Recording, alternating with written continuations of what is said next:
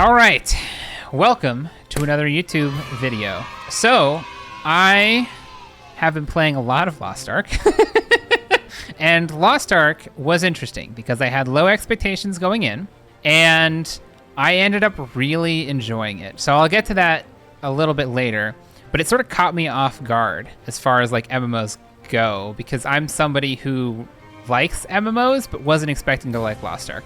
So I basically, over the course of playing it a lot, learned a lot about what I potentially like in MMOs that I didn't know about, or what MMOs could be. I actually think Lost Ark in a lot of ways pushed the genre forward, trying to reach a more modern audience that I think a lot of old MMOs have struggled with trying to copy WoW.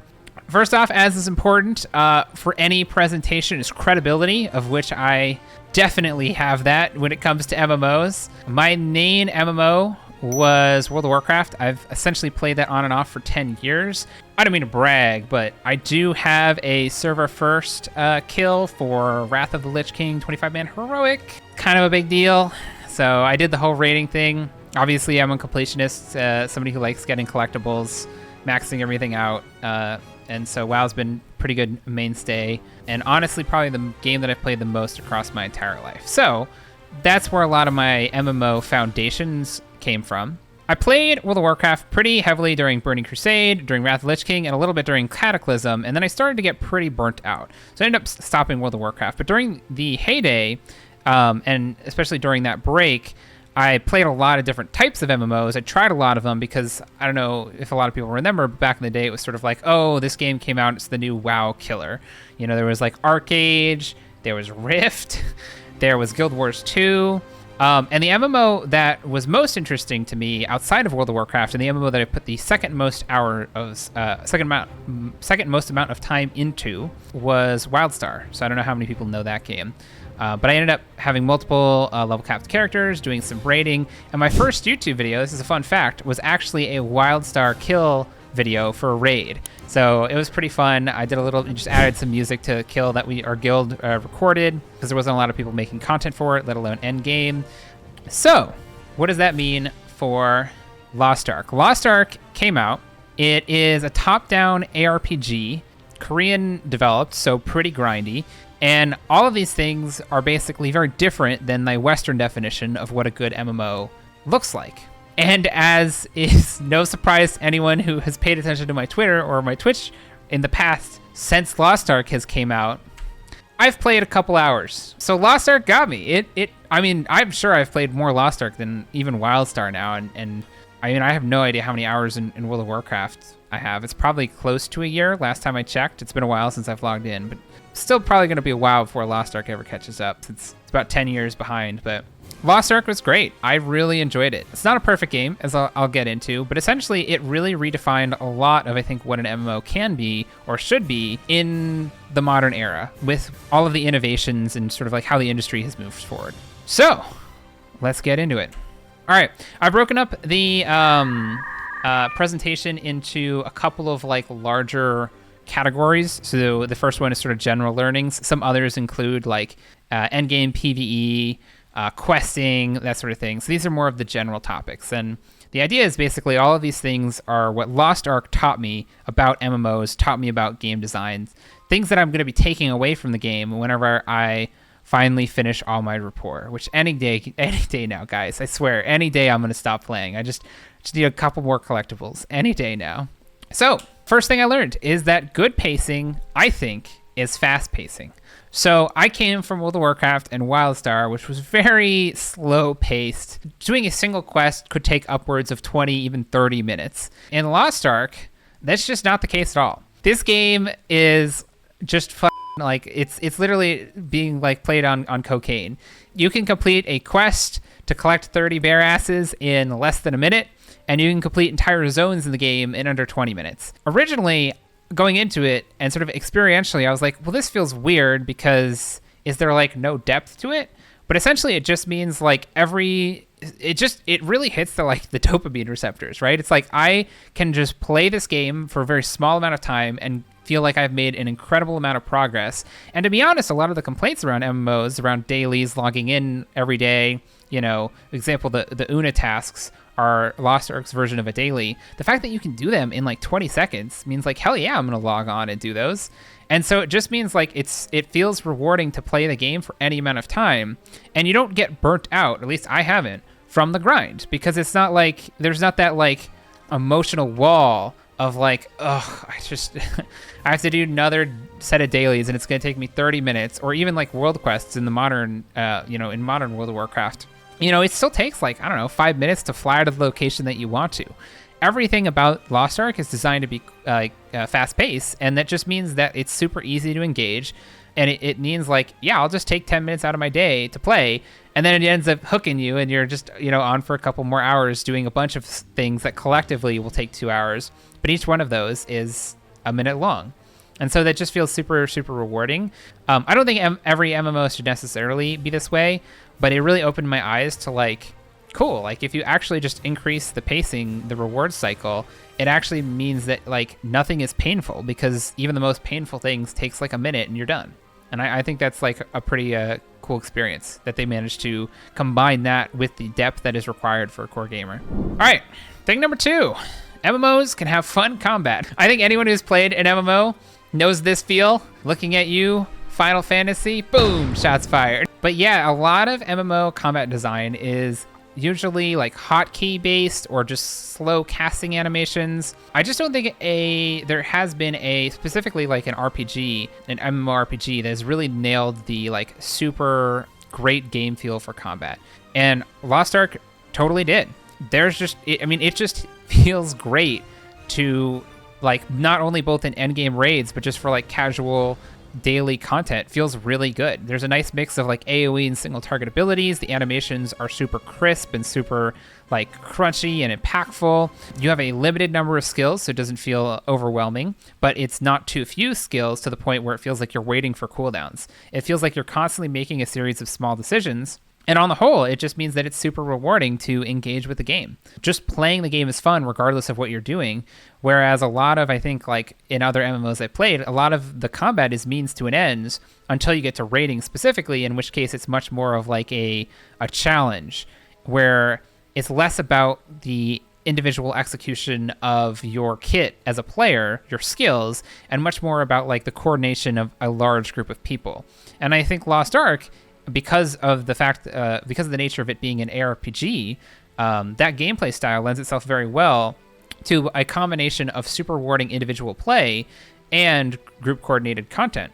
Because you can have the like traditional MMO design where it's like, all right, cool, you need to kill this ad and then move to this position, and then this guy needs to do the same on the other side. But then your core rotation is like super flashy, super punchy, it feels super impactful, and you're constantly making decisions around how to keep your DPS uptime. It really is fun combat, irrespective of the fact that it's an MMO. And I feel like this is an obvious one, but MMOs have not gotten this right historically. So I think it's an important takeaway. All right, thing number 3, MMOs can be beautiful. This is, again, something that other games, non-MMOs, have figured out a long time ago, but I think it's really true in Lost Ark. And I think the thing to also keep in mind here as far as the MMO context is that a lot of MMOs are built to be super accessible, right? They, again, using World of Warcraft as an example, it is built with the like very stylish sort of cartoon aesthetic because it's super easy to optimize that for low-end hardware, for low-end PCs. Lost Ark has the benefit of being a top-down game, so it doesn't have to render a whole 3D world. It just has to render a specific perspective. So it's accessible on hardware for that reason. But the flip side of that is it also means it can really punch up the visual fidelity in ways that I just haven't really seen in other MMOs. I think arguably the other like best-looking MMO that I've seen is Final Fantasy, but there's been multiple moments in Lost Ark where I just have to take a step back and be like, holy it. This looks really cool. This looks as good as a AAA game. I am taken aback at the sheer beauty of what is being displayed on screen, and it really shines in certain cutscenes. There's some moments in this game where just the whole like the nature of the depth perspective of you being a character on a 2D plane with there being background allows for some really cinematic shots, even if you're just like functionally limited to a very limited play area. So I think like what they've been able to pull off is really impressive. And I think part of that is just because this game was built like somewhat recently. I think it's on Unreal 3, Unreal 4, which is like 2 Unreal engines ago. And it really makes me excited for the future of MMOs because I think immersion is a key selling factor. A lot of the potential of an MMO has been untapped because of how limited the graphics have to, or historically have had been, in order to be accessible. And I think I really made me realize how much of a loss that is by not being able to like pump up the visual fidelity, the art style, the graphics in general. All right, number 4. Players need a developer they can believe in. So for those who don't know, for Lost Ark, this is Gold River, who, interestingly enough, recently announced his retirement due to health problems, which is a shame. But at the launch of the game, one of the biggest selling points to the Western audience from the Korean audience, which had the game out for a couple of years already, was like, hey, Gold River, this is like lead developer guy, he actively addresses player feedback and makes the game better and is just super like wholesome. He gets it. He cares about his players. He's communicative with his players. He is just a guy who you can really root for and believe in the future of his game, that he's going to deliver it in a way that is either proactively addressing player needs, or if not, going to do the right thing to keep players invested in the game because he's listening to their concerns. Now, this is not something new. This slide definitely, being on the whole like Blizzard focus, we'll talk about some of the faces of games who've since left the company. So obviously on the left is Ben Brode, who was the lead for Hearthstone, and I think like a very likable individual, really spoke well of the game. Started his own company, I believe, that does a card game that partnered with Marvel now. Doesn't look that interesting to me, but anyway, I think he's a big reason why Hearthstone was successful. And similarly, look at Overwatch, right? I mean, I'm sure a lot of people watching this video obviously know who Jeff Kaplan is, and definitely felt that when he announced he was leaving the Overwatch team in the midst of Overwatch 2 development, that Overwatch 2 was now in deep trouble, right? It undermines the confidence that the team will deliver on the expectations of fans without having a public face of the company that you can really like feel like understands where you're coming from and speak to the product in a way that feels like, passionate. And this is particularly really important in the modern era because so many companies, ironically now Blizzard, feel like they are actively undermining the desires and requests of players who want to play the game, who enjoy the game, in favor of things like, the board of directors, right? In favor of monetization, in favor of extorting their audience. And I just feel like it is essentially a requirement of a company nowadays in order to really have long-term sustainability, in order to have a player base stick around. They need someone who players feel like they can believe in, who will do the game justice. And I think it's a real loss when you don't have that for a company. I think you feel it. All right. So next up is probably the point that I think most people who talk about Lost Ark in the context of MMOs point out as like, oh my God, once you experience this, you can never go back. What I think most people who play Lost Ark and are a fan of MMOs point out as the main takeaway when it comes to like what Lost Ark does well in the MMO space and arguably innovates / pushes the genre forward in a way that feels it is now required of every other MMO going forward. And interestingly enough, something that Blizzard specifically called out in the next expansion that they were trying to do more of. And that's simply that most, if not all, progress in a lot of ways should be account-wide, because it's just crazy how much of an impact that has. So this is a screenshot I took of all of the characters that I have on Lost Ark. You can see I have 6 varying item levels. I've got they're a little bit higher item level now since this screenshot. So, I'm not totally slacking. But the way that Lost Ark handles character is so refreshing, and it's just so intuitive once you actually experience it. Because in every MMO I've played before this, creating an alt meant starting over. It means all your gear, all your reputation, all your collectibles, like pretty much everything had to be regrinded from zero. And the traditional game developer logic that was at least communicated externally is this is good for players because it gives them an opportunity to replay content from a new experience, right? A new core tool kit, a new tool set, because you're playing a new class, and that gives you, or in some cases, a new faction as well. So it gives you a new perspective on the game. Having made many alts in World of Warcraft and other games, and then many alts in Lost Ark, especially given the focus on collectibles in this game. It is so fucking intuitive to just have everything be account wide, because instead of deciding to at some point be like, well, I've done everything I can really on my main right now. Do I want to stop playing or do I want to make an alt because I'm still enjoying the game? Making an alt is a huge fucking time commitment, right? Like, this gets into character boosting a little bit, but essentially it's the idea of like every character I make is now an extension of my main character and is a reflection of all of the hours I've put into the game across the entire game, as opposed to being a separate instance of like replaying the same game.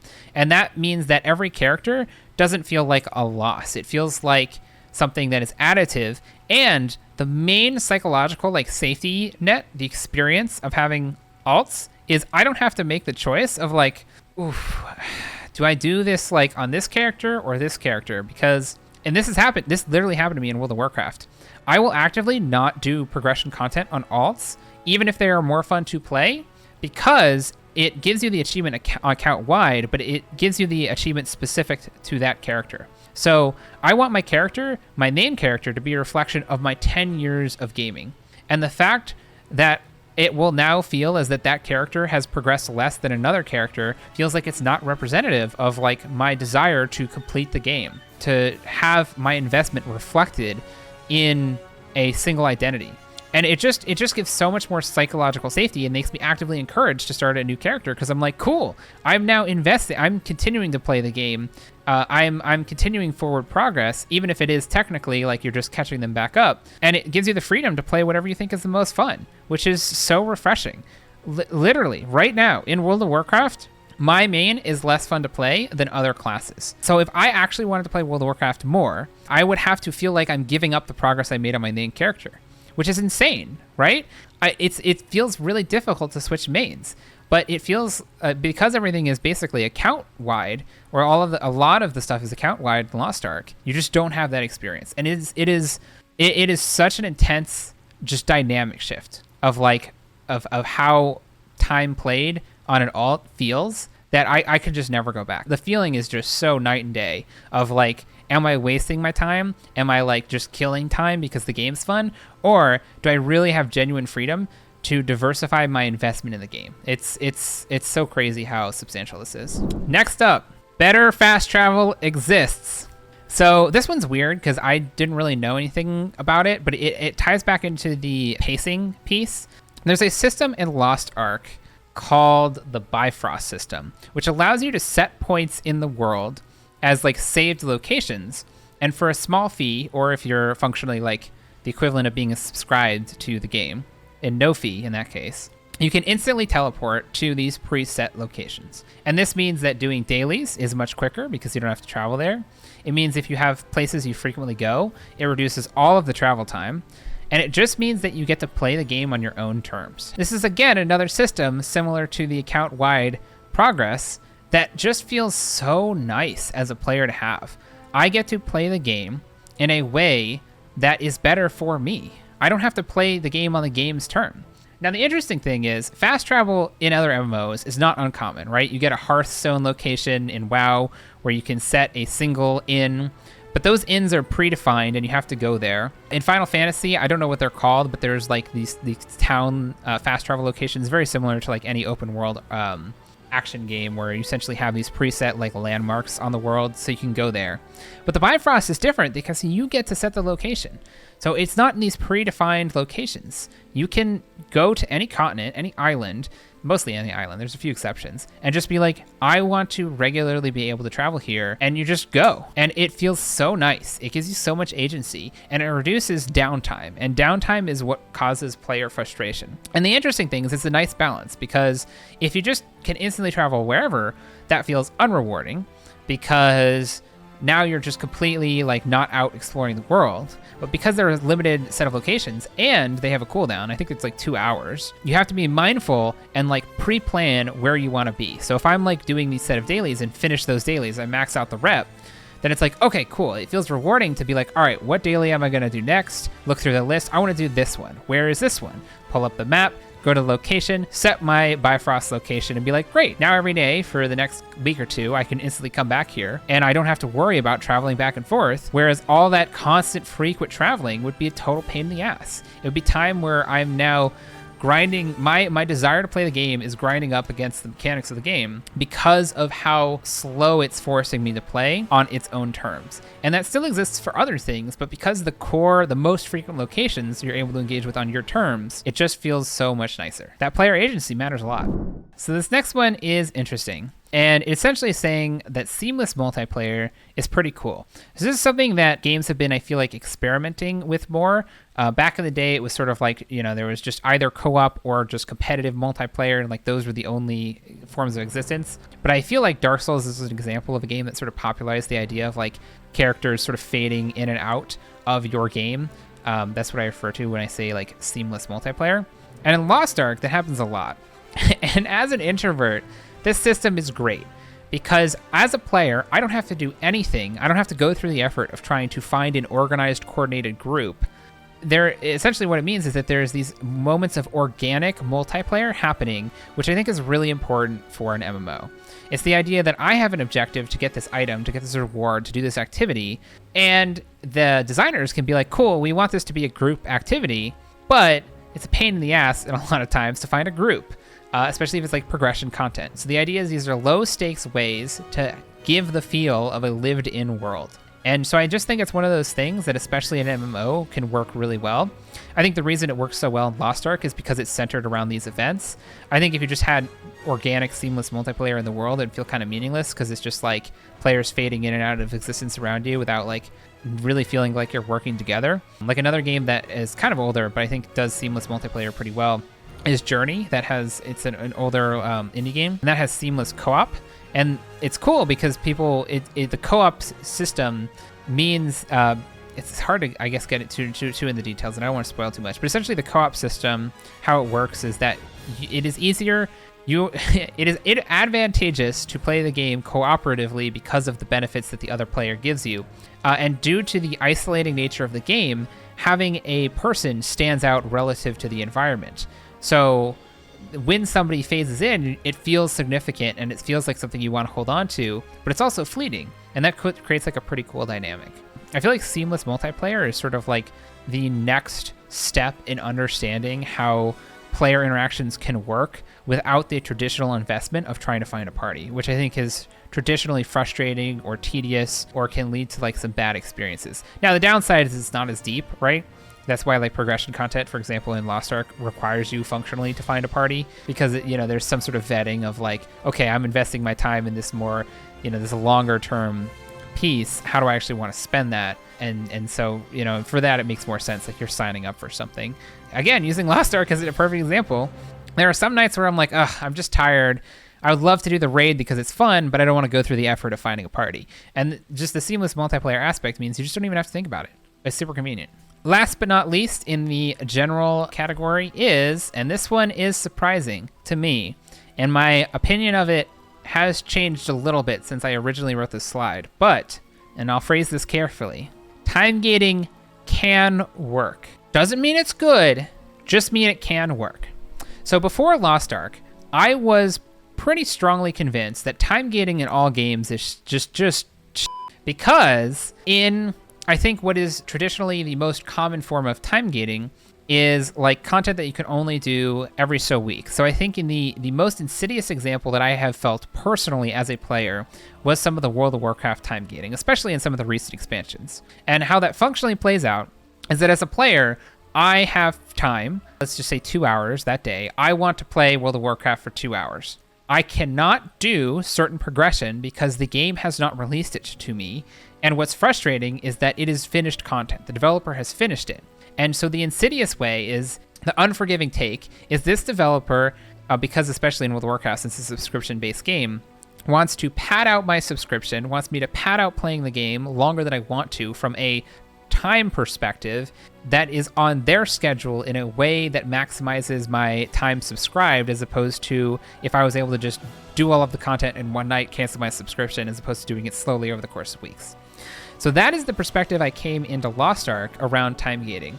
which is so frustrating because it's like, why am I being forced to play on the developer's time when it makes my experience actively worse, right? The only beneficial doubt, the only benefit of the doubt that you can give time gating to why it'd be good for the player is so they don't burn themselves out. I'm someone who's a core gamer. I play games when like at my peak, 12 plus hours, and it's fun. I do not want a game telling me that 30 minutes is the maximum amount that I can meaningfully engage with the game. I'm gonna be like, fuck you, game. I'm not gonna play you. So that is why it's interesting that in Lost Ark, there was a system that was time gated that was interesting to me. It felt different. So this system that you see now is called Adventure Islands, and they happen on very specific times. So for example, like 1 p.m., 7 p.m., 11 p.m., something like that. It's the idea that you can see like on the top left there's certain times where content is available. And what it does is it creates moments where whatever you're doing, if you want to engage with that thing, if a goal of yours is to do that thing today, you have to plan your schedule around it and or stop what you're doing to go out and do that thing. Potentially sounds like it would be bad, and I think it eventually ended up being bad for me. But what's interesting about it is that because Lost Ark released in the West with functionally 2+ years of content because it had already been out in Korea, the first 600 hours of the game that I played, there was always so much to do, and I could just keep pouring hours into the game nonstop, and I just would not be catching up to it. So what that meant experientially is that Adventure Islands provided a different pace. It meant that I had to stop what I was doing of just grinding quests or doing PvE progression and engage in this activity. And it also created moments where players come together. If this content was always available, there'd be very small groups of 2 to 3, maybe 5 players, but because these happen at very limited windows, it coordinates and centralizes all players, so your experience will always have a minimum amount, assuming the game's not dead. And so what this meant is I didn't actually mind it. I didn't mind it. It provided a nice, because also I think an important note is that Adventure Islands you can only do once per day. So it created a nice sort of break in the action to do something that was all right, I'm going to do this and, it'll be fun. And then I can just walk away from it and get back to whatever I was grinding, right? The game was not limiting my ability to engage with it meaningfully. It was providing me a different experience in between me engaging with the game and making progression. Now, what has, I think, since happened from making the slide, or has been more salient to me since making the slide, is I'm starting to run out of content in Lost Ark. In fact, one of the only things left to do for me is actually log in to do Adventure Islands because I don't have all of the rewards from them yet. And what it means is that functionally, I have to schedule my day around Lost Ark if I want to play it. And I think that sucks. I don't think that's good. I don't think that's defensible. It means, oh, shit. Literally earlier today, I wanted to get the 11 p.m. island. I was 2 minutes late. I spent 2 minutes logging into the game, which is whatever, right? Just so that I could find out I was late. And then I logged out. Congratulations, game. You've now gotten me to play less of you. Whereas if I could just do it once per day on my own time, I would have done it. Now, I think the other half of the coin on time gating is the idea of once per day or once per week content. And I think that's fine. I think that's generally accepted because those are usually seen as more time investment activities. So, for example, the archetypical. I think the other time-gated thing to call out is raid content, because essentially the minimum investment is usually anywhere from 30 minutes to a couple of hours, if not in World of Warcraft's case, 8 to 10 hours. And if those were available all of the time and you could do them infinitely, that I think would be really frustrating for players to a certain extent. I'd be interested to see if a game tried that, to see what would happen. It means the players would burn through content more quickly, but that's arguably good for players. I'm not sure how I feel about it. It means that players would definitely finish the content quicker, in the sense of I wonder what that would mean for the pool of players interested to do the content, because since it's weekly, since a lot of this content is weekly, it means on the weekly reset, you always know there's going to be players wanting to do it because you can only do it once and you want to do it every week. So if it's always available, it may be harder to find groups. So that's potentially a reason for why, is it creates coordinative efforts to do that.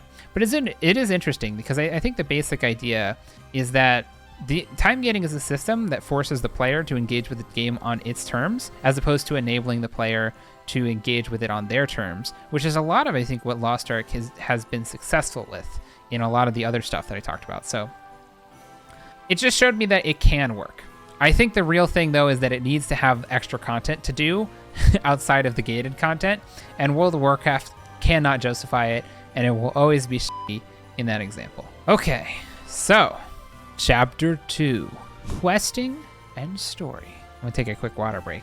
For anyone who's still watching, how are you enjoying this? Is this entertaining? Do you feel the passion? So, first point around this, memorable player experiences matter. So when I think of World of Warcraft, I think of my most memorable experiences of World of Warcraft over the hundreds and hundreds and thousands of hours I poured into the game. So when I think of World of Warcraft, I think of like the Wrathgate. I think of like the Cataclysm cinematic. You know, I think of the Lich King boss fight. I think of the Illidan boss fight and the lore around Illidan. I think of these specific moments that really made me as a player be like, holy shit, this is so cool. I think Lost Ark is built around these. So I don't want to get into spoilers in the story section, so I'm going to be a little bit vague in case people haven't played.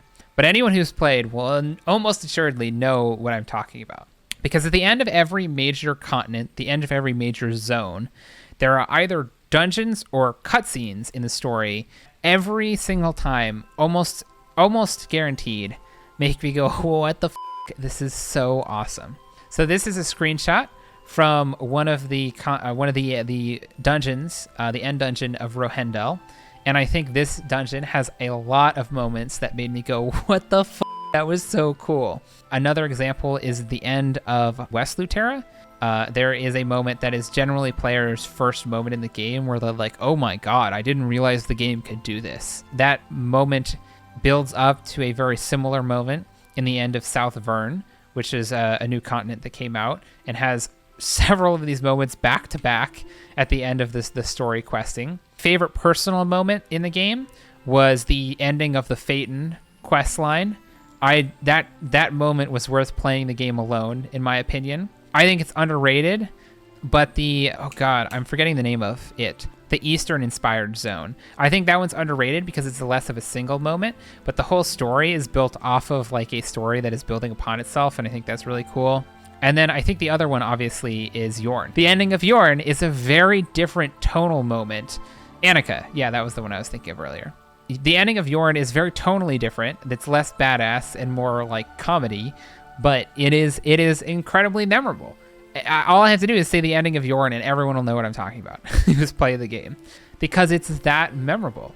A lot of these are cutscenes, and that is true, which I think are generally less interesting than gameplay. But a lot of them are also very well integrated into the gameplay, which is what makes them so memorable as a player. Because a cool cutscene is cool, but a cool cutscene that then goes into actual gameplay that builds off of the cutscene and like weaves in and out of cutscenes is dramatically cooler.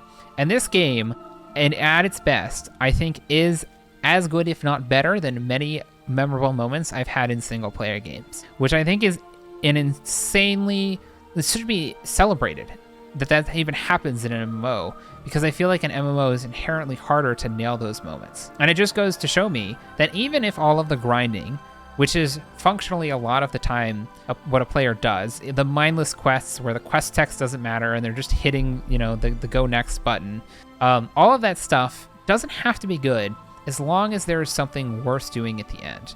Which undersells, I think, the core, a lot of the mindless stuff is still fun because of the fast pace and because of the core combat being fun to play. But man, when these moments hit, you're like, holy shit, it's all worth it. It's so worth it. This was great. I am blown away. I'm leaving with a smile. This game has imparted something onto me, which I want to hold on to. And it just showed me the impact of what happens if you try to drive towards those. All right. So similarly to going, sort of building off of the Yorn moment specifically, there's a lot of quest design in the game where it's just very self-aware of the fact that it's a game. And it isn't ashamed of that fact. And I think that's really important because part of the reason, I keep using World of Warcraft as an example, but going on my background, like that's the MMO that essentially played all my life. The story is so boring because it takes itself too seriously. It's like there's only so many times where you can stop the end of the world from happening before you as a player is just like, I'm over it. I don't care. None of this matters. It's like, great, another giant existential threat where characters are fighting, but you know at the end of the day what's going to happen. You're going to win. And if you're not that invested in like what happens to the characters of the story, you're just kind of like, okay. Which is why when there is tonal variety in a game, through comedy, through levity, through self-awareness, the game is just more fun to play. I hate using media outside of video games to reference video game stuff, but the example I'll just use here is Marvel movies. They have earth-shattering, world-shattering implications in their story and the villains, and at the same time, it's like the characters are kind of goofing around and having fun as they go. And I feel like you just, as a someone who engages in content, whatever form of media it takes, you just need that tonal variety to like keep things fresh. Because at some point, if it's all just, you know, oh, end of the world, so serious, I'm going to be the savior, you know, just getting it, you're just going through this in the motions. You need something to break it up. You need something that'll surprise you. So without getting into spoilers, there's like one quest in particular that I think most people know about. It's like an optional side quest that is very meta. That was a crazy memorable experience that any game that would have taken itself seriously would have never done, but it did. And, you know, even just the costume designs, right? Like, they have like animal or Makoko costumes that are ridiculous, but like they're super fun, right? Does it undermine the immersion? A little bit, yeah. But at the same time, it makes the game way more enjoyable because there's literally like giant Makoko dudes with hammers running around, and it's like super, super entertaining.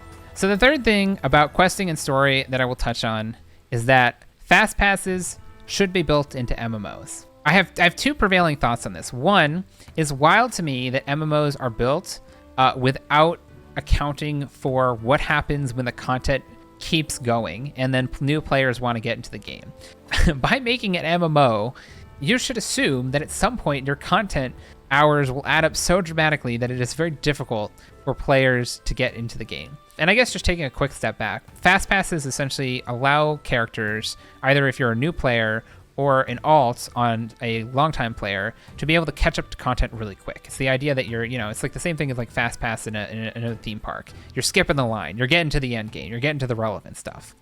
And the second prevailing thought I have around fast passes is I mean, around, like, other than the idea that like they just don't exist in a lot of cases and are built retroactively, which I think is harmful to the game. Okay, the other thought that I have around fast passes is that charging money for a fast pass, this is my hot take, is a admission of developers of the game that their content sucks and it is greedy and anti-consumer of them to charge that. They are essentially saying, hey, our game is fun. We forgot we did not proactively build for long-term sustainability here for you to have the ability to get to the fun stuff quicker.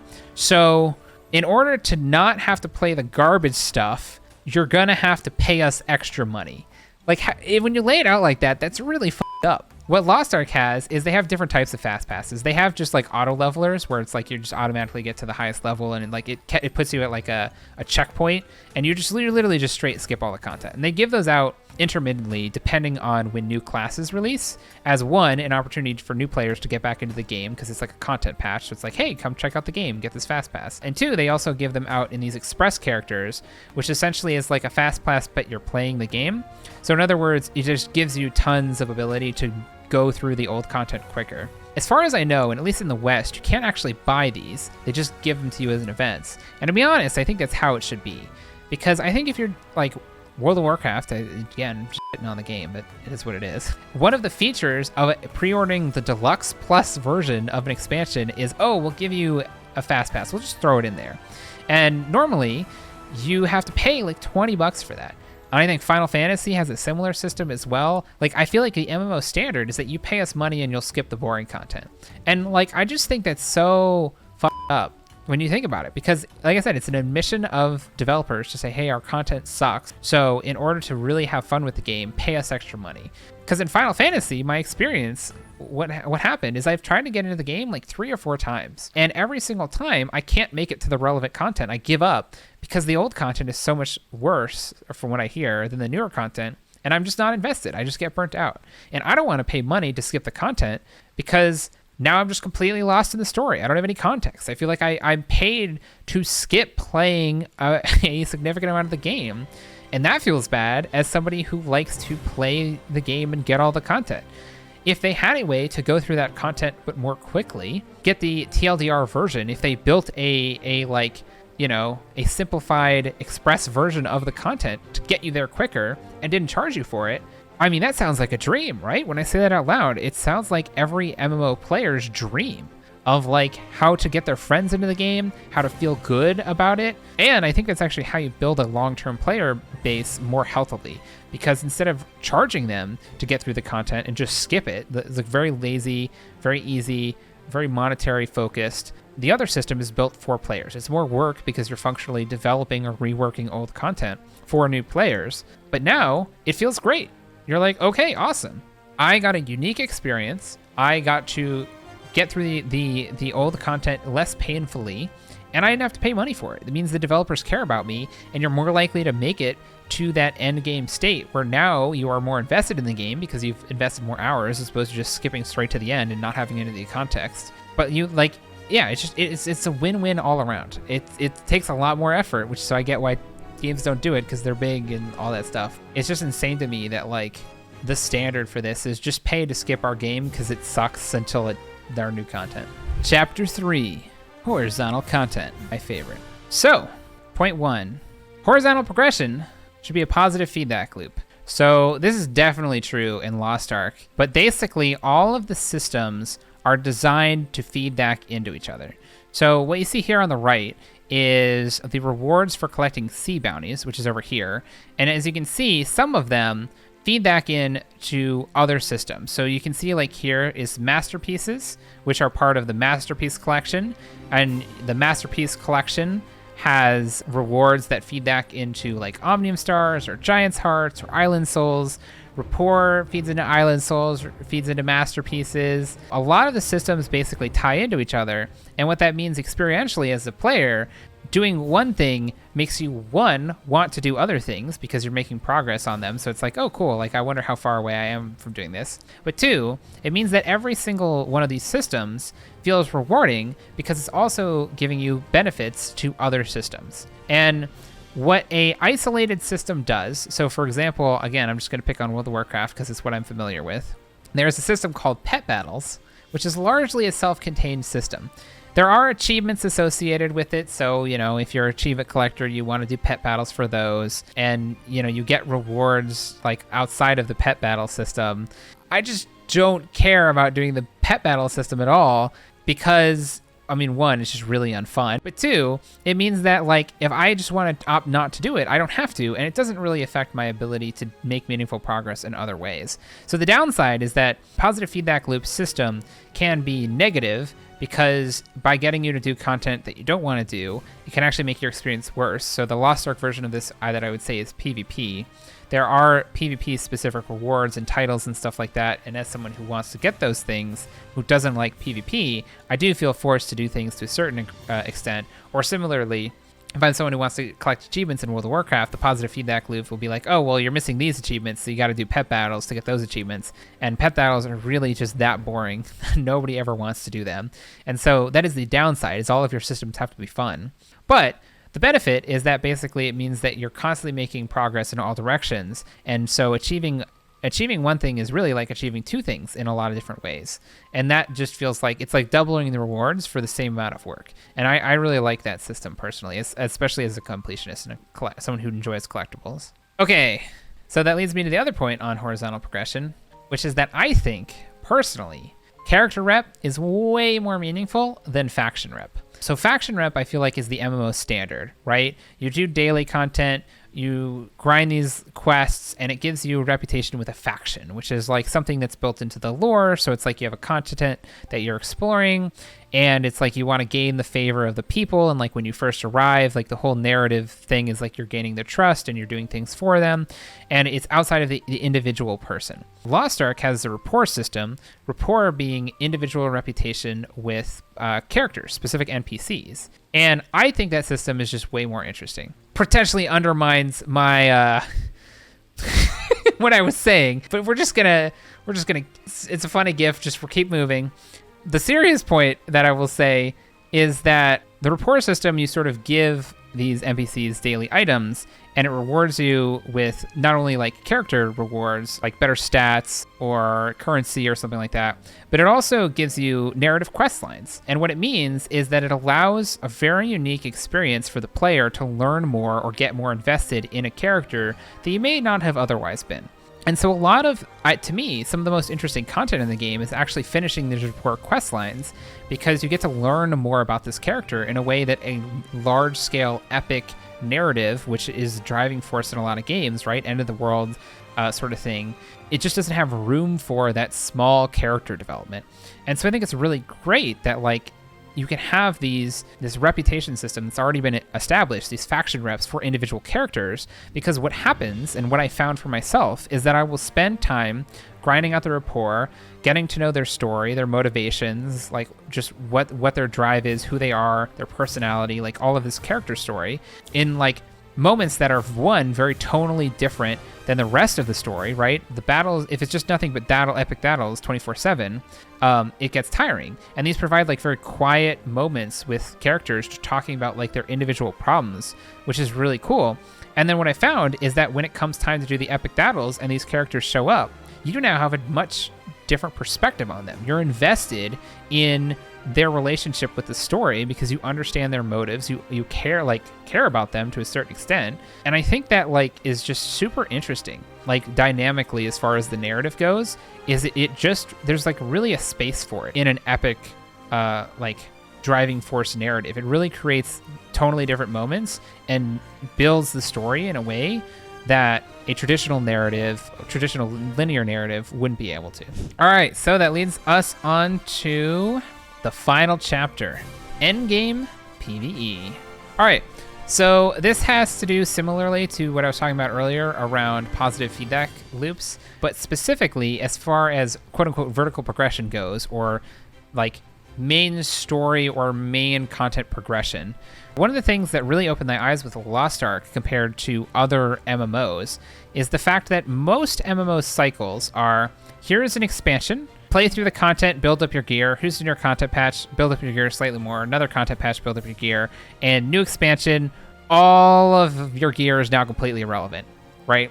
If a player started when the new expansion just came out, it will basically take them no time at all to catch up to where you are, even though you just spent like 6 months or whatever grinding for gear to get the best. It basically just invalidates all your work. Now that is done largely because it provides new players a platform to be able to hop into the game. But it basically means that it feels, for me, it means like personally, it means that I don't ever want to really invest in like grinding for gear because it's grinding for the sake of grinding and it'll all be meaningless in a matter of time. I don't have that experience in Lost Ark. And I think it has to do with the honing system. So the honing system means that I feel like any type of progression I make on a character is permanent. Now, obviously, there's different versions of how that works because there's a lot of ways that older content speeds you up to get through the honing system faster. But it basically means you're constantly building on your gear. Your item level only goes up, and a lot of times it's essentially you unless you're actually getting a fast pass, you can't skip the honing, right? You're constantly making incremental growth, ups your item level that umps up the honing. So you can see like you start at level 14, you do some work, you get to 15, 16, etc. And it just keeps going up and up and up. Occasionally there'll be like resets for specific items because, oh, there's like a new legendary, but you were only able to get up to that point because you grinded out all of the previous points from tier 1 to tier 2 to tier 3. And it means that if new content comes out, I'm not going to be like, holy shit, everything I did was a waste of time. I want to be like, oh, okay, cool. Like I can just keep going where I left off. And all of the work on all of the alts, all of my main characters was not time wasted. And that is such a different experience compared to World of Warcraft. It's like insane compared to the traditional MMO because I literally don't even want to grind for gear. I want to do the raid once to get the experience and then just stop. Because like, sure, that gear would last me maybe 3 months, 6 months, a year. But at the end of the day, the expansion is going to come out. And it didn't matter if I did it at all because I don't have to. So my time wasn't, to not do it was not wasted. I arguably was being efficient with nighttime. And now obviously you can still do it for the sake of fun. But like it just the feeling of like constantly like the feeling like a year from now, if I quit the game and come back and being like, oh my God, I can just come back to where I left off and like keep going up, feel like I look forward to that. It makes it feel like there's no pressure to quit the game. It makes it feel like I can play the game on my terms as long as I'm having fun. And so that is the nature of, I think, this vertical progression, this forward sort of like endgame progression, what it feels so good about it. All right, so this is another potentially controversial take on endgame PvE, but I think that small scale endgame PvP is actually significantly better than large scale. Because again, I'm just gonna pick on World of Warcraft. In vanilla, like 40-man raids, large scale raids was the thing. Now, I didn't play original vanilla, I played the classic version that got re-released, so I have a little bit of understanding. But from what I've heard, in both versions of that, a 40-man raid meant that 20 of your players could basically be AFK brain dead. And it didn't matter. It was mostly just the idea of just throwing more people at a problem to like solve it. And functionally what that meant is that just coordinating that many people was a nightmare because you had to get 40 people to all show up at the same time. That has changed since then. So for example, in the modern version of that design, you need 5 players for a dungeon and like around 10 to 25, I think, potentially for raids. But I think the interesting thing about Lost Ark is that most endgame content is, and that's including raids, is either 4, so 4 for a dungeon, 4 for some endgame raids, or 8. And I think the small scale is so much better because 1, it reduces the amount of time you get frustrated at teammates for inting, because when you have 25 players and one's just holding the whole group back because they keep messing up on this one mechanic, that's deeply frustrating. But if you have 8 people, it's like a tight-knit group. Or if you have 4 in particular, right? You're never going to get mad at them because like it's such a small group, you can't just vent at them. Like, I mean, you could, but it's dynamically very different, right? One person in 25 is significantly like less tangible than one person in 4. And you also, it increases the ability to coordinate, right? Because you don't need as many people. It means that if you have a close friends group, you can do it with that group of friends and you don't have to necessarily coordinate across multiple friends group. It's just easier to do, easier to schedule, less stressful. It feels more like a cooperative experience as opposed to a coordinated like fucking job. Like that's what raiding in the day back when I did it hardcore felt like. Was like I'm doing the 9 to 5, right? I'm clocking in for my 4 hours with this group of people, some who I know, some I don't know. But it's just hard to like, I mean, when you do it, it does feel good because I just think it's harder to execute. But I think like functionally, it just feels a lot worse. Like it requires so much of you to do that relative to a smaller group. And I think the other thing, I think this is really important. The other thing is that I think a smaller number of people in a group can allow for more mechanically complex fights because it requires less coordination from everyone. Like you don't need, it's not about like a small number of mechanics that like, 16 people have to do here and 8 people have to do there. Instead, it's like, okay, cool, everyone has their role and they can be pretty tight. The mechanical ceiling can be a lot higher. And that's just also really individually rewarding because I think what my experience has been is endgame raids that are like 20 people long is that like 75% of it is just doing your DPS rotation and less about, oh, I have to do a mechanic now. Occasionally there's like pauses in the fights where like something will happen and everybody needs to do some sort of movement, or you occasionally just readjust your character's position to do fire. But I think in Lost Ark, there's just a lot of movement from the boss. There's a lot of mechanics happening one after the other. It's just so much like deeper and richer in experience because they're able to really push the limits of a small group. And so I think just in general, small scale feels more rewarding, feels more engaging, is easier to coordinate, is less stressful, is more fun than large scale, which is not to say that large scale shouldn't exist. But I like if I was a designer, I would actually do the whole like seamless multiplayer thing to fill that large scale niche. And I think there's less like, it feels almost like old school design at this point. It feels like less approachable for people who are trying to get it into an MMO, whereas small scale feels instantly rewarding. So I think that's sort of my take on this topic, and I do feel kind of strongly about it. I wasn't expecting to take this away from the game, but I think it is really something that makes me way more willing to engage with Endgame compared to like World of Warcraft. I have no intention to ever raid in World of Warcraft again. It's just too much work. It's too much effort. It's too much time.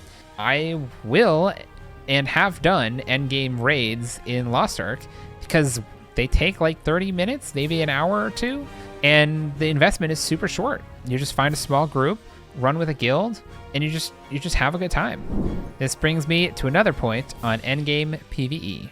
I think endgame raids should be aspirational, but not everything. So part of this is a culture thing, because again, just going back to World of Warcraft, it feels like the point of the game is to get to the raiding, because it's the last thing you unlock. And specifically in World of Warcraft, the ending to these large narratives are by beating the raid.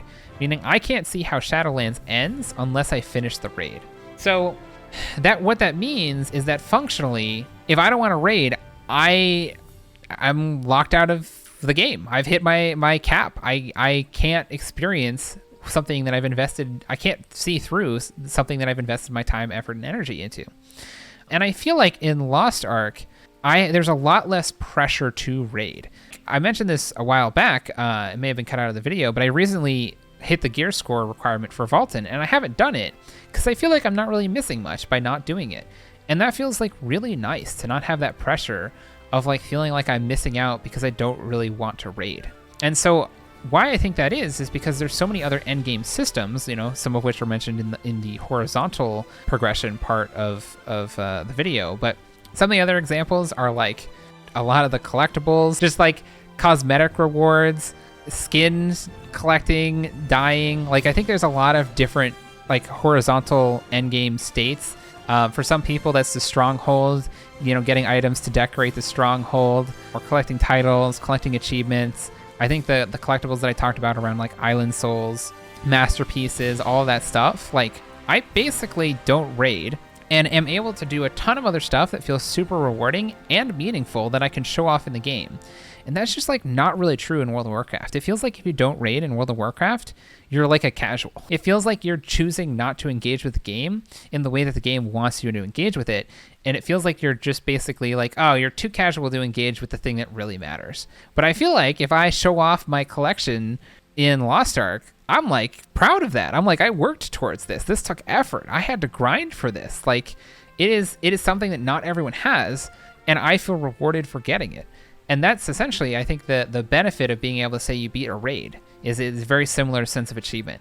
And so I think, like, for me, instead of it being like, a pyramid where everything's sort of like building up, would it be this way? Yeah, where everything's like building up to the top. No, it'd be this way. Everything's building up to the top with the top being raiding. I think it should just be like more of just like a series, like a box where it's like you can pick your lane and you're just slowly filling up each thing. And then like to be at the top of any of those lanes is like really meaningful. So like maybe you have all of the island souls, but you haven't done a lot of the raids. Like that feels as meaningful to me than as if somebody like who beat the hardest raid Deathless and got a title for that and is able to show off their title. If I show off my island soul collection, I'm like, yeah, what up? If for people, when I go to their stronghold and see that they've spent a bunch of time and energy making it look amazing, I'm like, holy shit, this is so cool. I am like taken aback at how much effort they went into decorating it. Like this is a really, like, I am impressed by what they're able to do. And I think Lost Ark has a lot of those systems, and because the game isn't built to just constantly funnel up to everything being about raiding, there's just a lot less pressure to feel like if I don't want to raid, I don't have to. And to me, that's like, it's a really nice feeling. It's really refreshing. This brings me to the final point,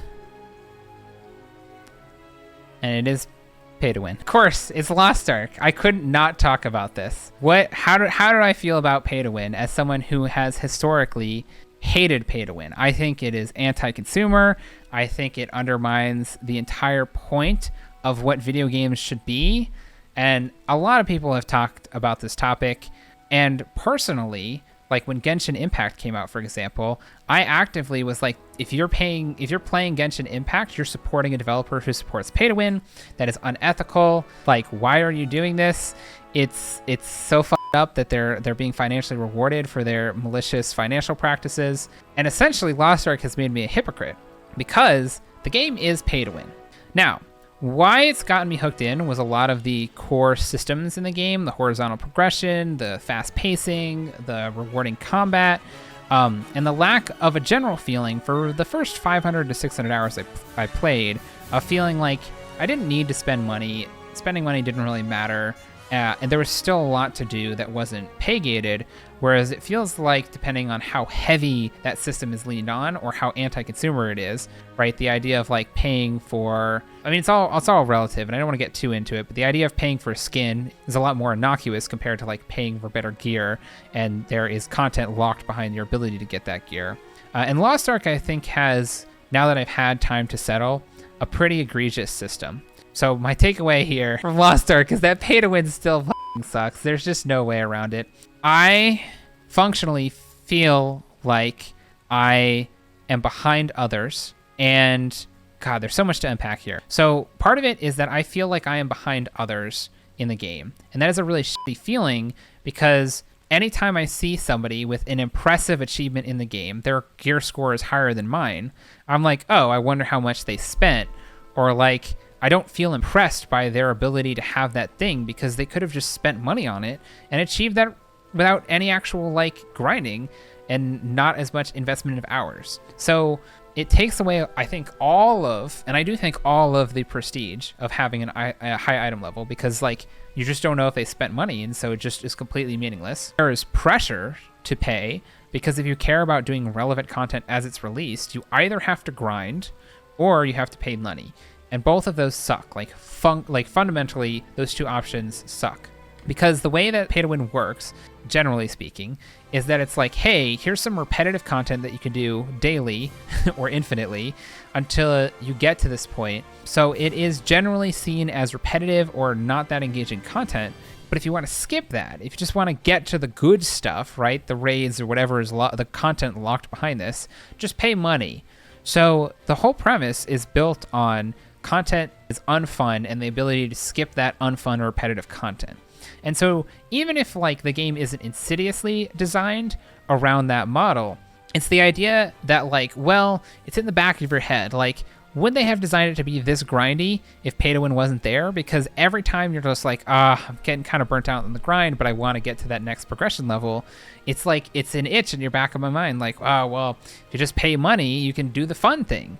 And like, that whole dynamic completely undermines, I think, the core game. Like, it is so insidious and just shitty, and like it feels terrible, because like now you're evaluating the game not on how fun it is or what you want to do, but your wallet. I think the biggest thing that people point out, specifically Asmongold, for people who watch him, this is like his whole take, what people want out of a game is it to be reflective of their investment. And particularly in MMOs, like, part of the fun is being able to flex, like, hey, I spent a lot of time, effort, and energy in this game, and I got this reward.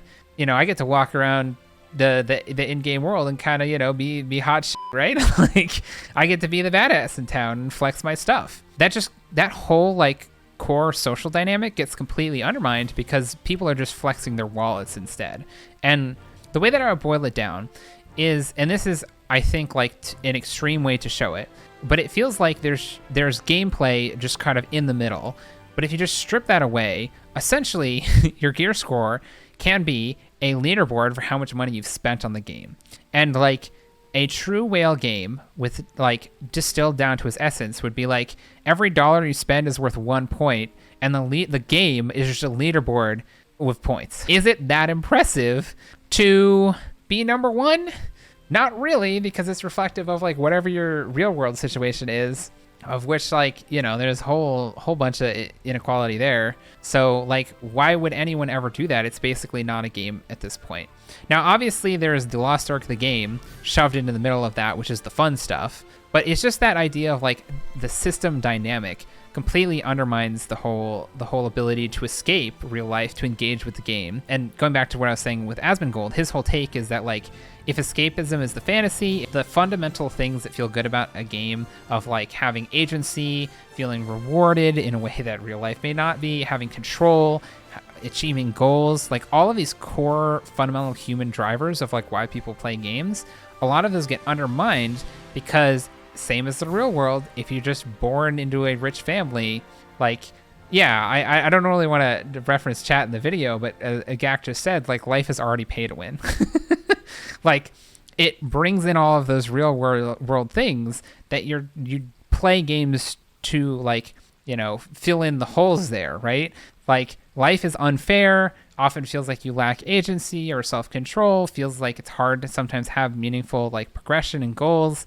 And all of that just comes back in because it's just shoved in your face like, hey, look at this guy, you know, some hot CEO or, like, oil prince was able to get as good as at the game or get the same accomplishments you were that you had to work for. And I mean, that's already life, right? People getting shortcuts to things that are supposed to be prestigious. And so, like, the whole fundamental, like, a lot of the fundamental drivers for why people play games is completely undermined. And I just think every single game that is pay to win being, like, actual core progression in the game, it being able to, like, pay for gear upgrades, things that impact gameplay, it just ruins the game. It makes it objectively worse. I think any game that has pay to win is a worse game because of it. And I think everyone knows this. And I think they're, you know, at some point I probably will do a video where I talk about different aspects of pay to win, because there's a lot. It's like pay to win is a very generic term to cover a lot of different things, like loot boxes or battle passes or skins or, like, actual in-game progression. And Lost Ark is, I think, what is most easily identifiable as the worst form of it, which is buying power in game, buying the ability to be better at the game, like, from a power perspective, that the rest of the game is built around being able to achieve. You skip to being the best at the game from, like, a social perspective, and it sucks. it's what playing Lost Ark has reaffirmed that in a very tangible way, just how much it ruins a game. And for that reason, actually, I find it really hard to recommend Lost Ark, which is crazy. Like, I'm literally one of those people on Steam reviews that's like 1,000 hours played, would not recommend. It's just not worth your time. Like, functionally, I was able to get a lot out of it because I played like 500, 600 hours and still felt like there was plenty to do that was isolated from the pay-to-win systems. These are like horizontal content or just leveling characters. Those things aren't as salient to the vertical progression skipping. But it's once you finish a lot of the, like, core story or core sort of, like, scripted content, and you start getting time gated by these vertical progression systems. It just shoves it in your face more and more as you start to run out of content. And I think at some point I will just hard quit the game and not look back. And it sucks because a fun game is tainted by pay to win. Like, there's no other way to say it. A otherwise really good, fun, at its core, fun game is mired in this shell of just horribly anti-consumer practices. Anyone who knows me knows that stance is unsurprising. And I actually think it's pretty fair to call me a hypocrite for even engaging with a game with systems that I fundamentally disagree with ethically. And I think that's fair to call out. Like, for me, the game was so fun that, like, pay-to-win systems were not salient. But the more I play the game, the more salient they are, the more I become disillusioned with the game. It just fundamentally, like, from an ethics perspective, I can't recommend a game. And I don't think games with this system should be financially supported. It is what it is. So there it is. Those are the things that Lost Ark taught me about MMOs. I hope you've enjoyed the video. Hopefully you enjoyed the presentation style and found what I had to say interesting. So thank you so much for watching and appreciate you checking it out. Goodbye!